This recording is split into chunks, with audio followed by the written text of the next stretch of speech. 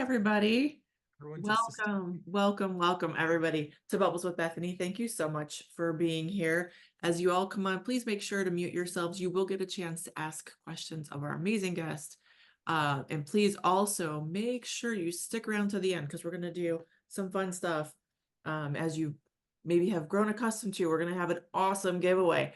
But first, I really want to introduce you to the amazing Sawyer Hartman. Sawyer, thank you so much for being here Thank you today. for having me.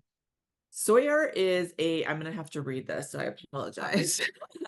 Sawyer There's is a YouTube creator, a digital entrepreneur. He's been doing this for the last 14 years, creating content around his life story, his passion for cameras.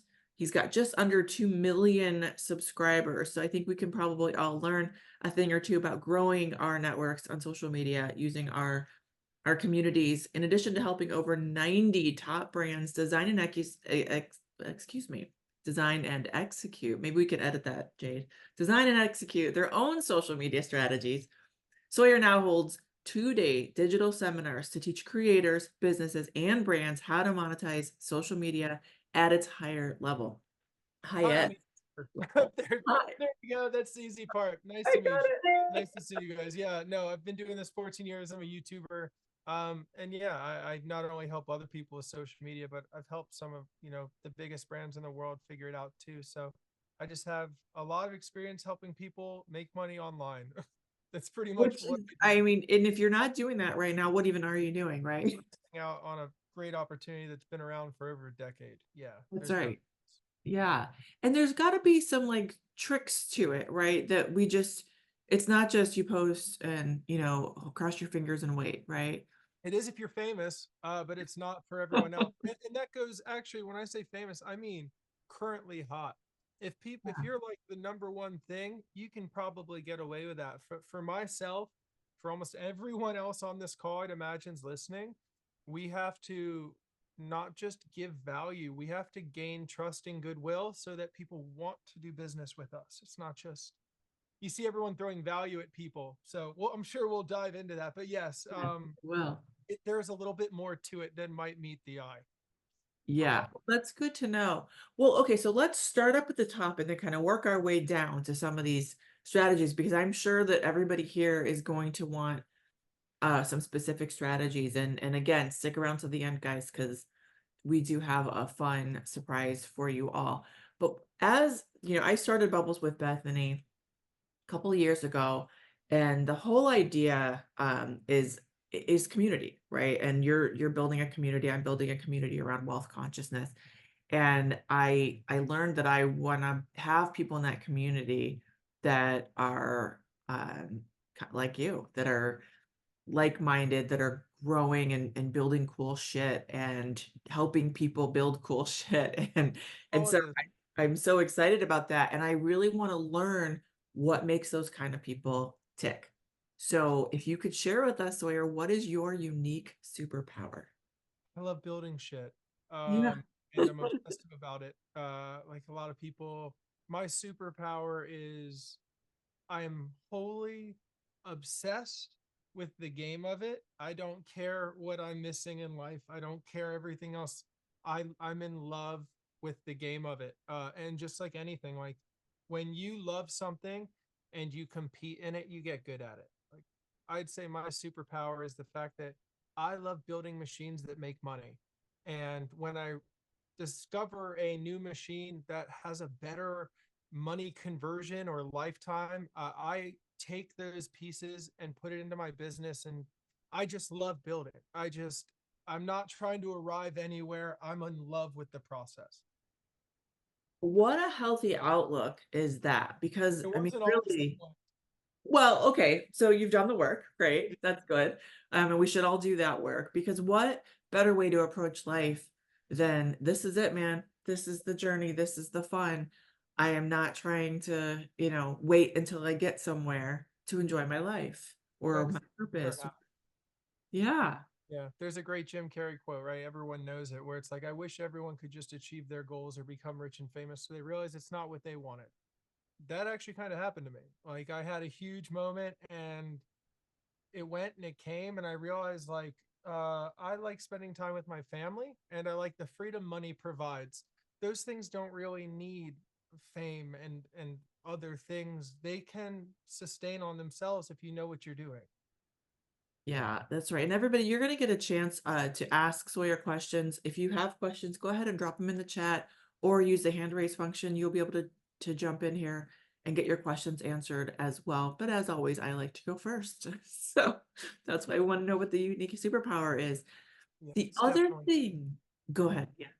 No, I was saying it's definitely that. It's not really a chosen superpower. It's like also a weakness. So most people out there, if you think you're like, oh, I need work-life balance, like that my superpower is I don't have a balance and I don't really care to have one. I am very happy building and just building. I think that is the balance. That Yeah, is the yeah, So you said a moment ago that you haven't always been there. You haven't always been at a place where it's the journey that you're all about. yeah. What steps did you take? What work did you do to get here? Mine was forced. Yeah. I moved to LA for acting and just kind of, I think I was seeking validation. I wanted to be important, I guess, like a lot of us feel. And I found YouTube, I found an audience, I found my validation, I found income where I didn't have it before. And then when that momentum stopped, it was a dark few years where you realize nothing great lasts forever and nothing bad lasts forever. So I think for me, I've developed some very unique skills that I could monetize and work for other people the rest of my life. I got to a point in my life where I realized that I was willing to die trying to have my own freedom rather than just doing what was comfortable. And at that moment, that's unfortunately where you're committing to a life of discomfort. you Yeah. know, Yeah. People are like, you look tired. I'm like, yeah, yeah, I'm very tired. It's okay. I don't need to sleep though. Like it's at one point, there's a point of no turning back. Sometimes people feel it with like diet. Sometimes people feel it with personal health or making a change for someone they love. But there's some part of us that like when it experiences enough pain openly enough, it says, okay, enough. And then it kind of breaks. That was mine. I realized I could spend the rest of my life trying to get my validation back, or I could just use my skill set to get rich and then have freedom over my life. And the second is a much more viable option, like 100% every single day of the week. I always tell people if you're seeking validation, just make money because that will cover most of those problems. Yeah. You know what? Cheers to that. Yeah. Cheers to Cheers. that. I've almost dropped through mine. Cheers to that. Yeah. No, Yeah. that's Get out of it's such a joy. great outlook. And I think I mean you're right. Not I think I know you're right, is that so many of us are trained up from very, very young to just chase the dollar, Mhm. right? Whatever that takes, wherever that is. And some of us get lulled into this sort of false sense of security because we make a lot of money for someone else. And that comes with zero freedom, Mhm. zero freedom. And most of us, unfortunately, at least people that I know, they their output rises to the level of whatever it is they make. So they're never Yeah. getting ahead. So the second they step away from that, they're done. Yeah. The better you get at the game, the harder you're able to play it. And what's kind of been interesting for me is a lot of people are playing the game in order to one day not have to play it anymore. It's very hard to compete with someone like myself, like in that realm, because I'll die here. Like Mhm. even Yep. I can sell $100 million company, whatever. I will still be building things tomorrow to scale. So this mentality of it's almost that when I make it, I'll be happy, like in a different disguise. It's when I have the money, I can stop working so hard. You show me one person who makes over $10 million a year who works less than they did before. It just doesn't work that way. So if you can get that in your head, then you are not losing weight to one day gain it all back. You just want to be healthy. It's a completely different mindset and way about like going and keeping something, in my opinion. I agree. I agree. And it is a special kind of freedom that we achieve when we realize, I actually love this. Yeah. You Yeah. know? Yeah. I look crazy to everyone else, but I fucking love this. Yeah. Yeah. And I always talk to people about choosing your lane, your unique superpower, whatever it is you want to call it, right? Choosing your lane, but then giving yourself permission to just fucking stay in it. Yeah. Because if you're there, you are happy doing it. You're not worried about what's happening over in that other lane that's not really your jam. You're not Yeah. worried about what they're doing because you have people in those lanes that you trust. Yeah. Because other shit needs to get done that you don't like in your life. It does. That's a But really do it, interesting point. you know? Yeah. Yeah. No, I think that would solve another problem where I see two schools of thought for a lot of entrepreneurs. There's the mentality of every time you see a new shiny penny, you can't stop to pick it up. And then there's some people that literally die on the cross of their shitty business. Like there's a middle ground. And I think it comes down to that mentality because if your mentality is one day I'm going to win this game and then I don't have to play it anymore, you are picking up pennies for the wrong reason. You're picking up the penny because you think it's the easier way to your goal. If you know that you're going to be doing this forever, it doesn't matter if you pick up a different penny. You're not trying to escape. So if you see something that is a better opportunity, honestly, one of my superpowers is honestly pivoting. I will spend 6 to 9 months on a business. I will launch it, have 3 sales calls, ask people what they wanted, and fucking abandon it high and dry and actually create what's needed. So there's this mentality where it's like, if you're not trying to escape hard work, you can take a shiny penny because it might be a great opportunity. But if you're constantly running from hard work, those pennies will kill you because every time you pick up a new penny, your work meter restarts. Yeah. Yeah. You have to redo everything that got you to there. Yeah. And I do think that sometimes people getting started will look at you and Oh, yeah. go, well, I want what he has. I Yeah. don't. They'll model the rise, not the climb. Yeah. 100%. Yeah. Yeah. Yeah. Yeah. Yeah. And it's sort of like that 20-year overnight success, Oh, right? I Where, felt that. I yeah, had a back before I had a profitable business, and this is just I mean I was making decent money, but this is like 6 years ago before I had what we'll talk about repeatable business, mm, which is what conscious wealth is to me. Um, once I before I had repeatable business or predictable acquirable business, I had like a 5 hour morning routine.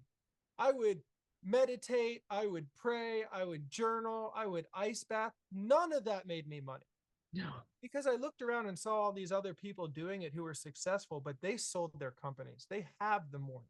They don't yeah, ever have to do anything but answer a call.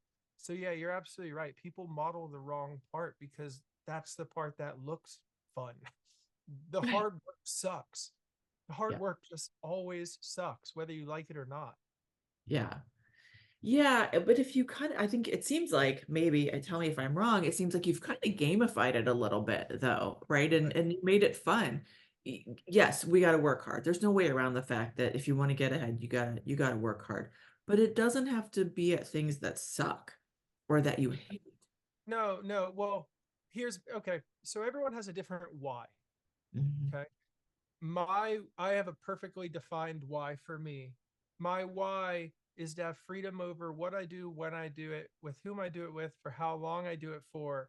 But that actually I actually beat up against my business in that because all of a sudden I create a money making machine that I have to take 5 calls a day for. And so it is like kind of an odd balance, even at my level where you're like, okay, what is my end goal here? It's like, am I building something to sell it? Or am I building something so I don't have to go home and see everyone I love? It's like, what exactly are we doing here? And then making sure your actions are right in line with that. Yeah. That's really great. So you alluded to it briefly here, but I want to expound upon that, which is the question that I always ask people because I find everybody has a different answer, which is what does wealth consciousness mean to you? It means two things. And I had to keep myself from looking up to know exactly what it actually means, because I'm sure it means something very different than what it means to me. But to me, it means having a conscious understanding of the role of wealth in my life. My wealth in my life is nothing more than leverage. It is a spark plug.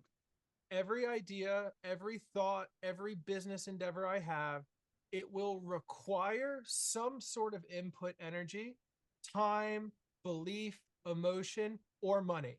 So for me, having enough wealth to be able to fund my own ideas where I don't have to sacrifice things, that is what it is. So for me, conscious wealth is beginning knowing its purpose, which is it's a tool. It is nothing emotional. The cars aren't that. It's just a tool to be able to leverage things. That's all it is. Then the second thing it means for me is because I spent 14 years as a creator online and I made millions of dollars doing it. And a lot of people would say, oh, that's great. Congratulations. I never took any credit for it because I did not get to control how much money I made. I had zero control over what came out. I made content every month for free, hoping someone paid me. Conscious wealth to me isn't a gamble. It takes me $25 to acquire a new customer. It cost me $25 to fulfill that customer, and we sell it for $100. So we make 50% profit on every single sale. And if we want to make more sales, we spend another $25.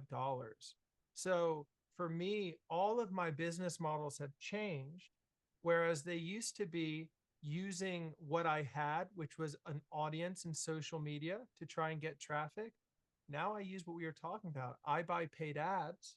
I use that spark plug of money, and I keep really good track of my numbers. And I know for a $4,500 product in my business, I sell one of those for every $806 I spend in ads. It's that simple. So a lot of people go, I want to make more money. I don't know how to do that. And they get in this like unconscious loop of like, I don't know, I don't know, I don't know. When you consciously figure out how to generate money, then all it takes is that input again. You spend another $25 and you repeat the cycle. That was for me a huge eye opener of what wealth is supposed to be, which is not pulling a lottery ticket or like pulling some kind of Vegas spinball machine and like praying that it works. It's seeing the math and just going like, this is sustainable. Let's just do this. Let's not will it. Let's just do this. Um, Again, I'd actually be really, really curious. What does it mean to you?